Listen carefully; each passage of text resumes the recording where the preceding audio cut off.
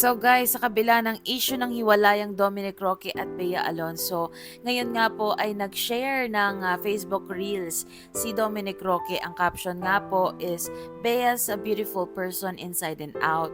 No hate, bashing, and negative things please. Ayan.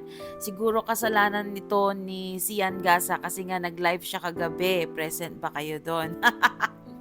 Pero 50% chismis, 50% landian nila ng jowa niya. Pero yun na nga guys, second chance na nga ba ito? Or damage control? So, ano sa tingin ninyo? Pero para sa akin, as long as happy ang aming Bea Alonso, we will be happy for her. At sana naman, Dominic, kung maayos at naayos nyo na ang relasyon ninyo, sana wag mo nang hayaan na masira pa ng social media kung ano man yung nabuo ninyo.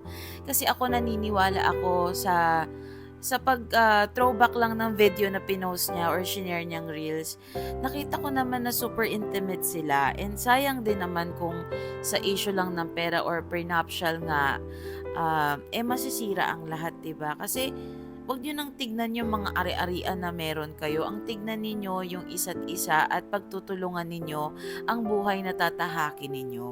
And I can see kasi na talagang si Bea ay hardworking at kailangan niya talaga ng lalaki na masusupport siya all the way. 'Di ba? Alam niyo guys, at isa si Miss Bea Alonso sa mga na-meet kong artista na napakabait, napaka-humble. Hindi mo mafe-feel sa kanya yung artista siya, mahihiya ka. Napaka-sweet niyang person. So, and I can see din naman talaga na hardworking kasi siya. So, 'di ba? Gusto lang namin talaga maging happy ang aming Bea Alonso. Wala namang perpekto talagang relasyon, guys, at walang perpektong tao, tandaan niyo 'yan. Lahat tayo nagkakamali.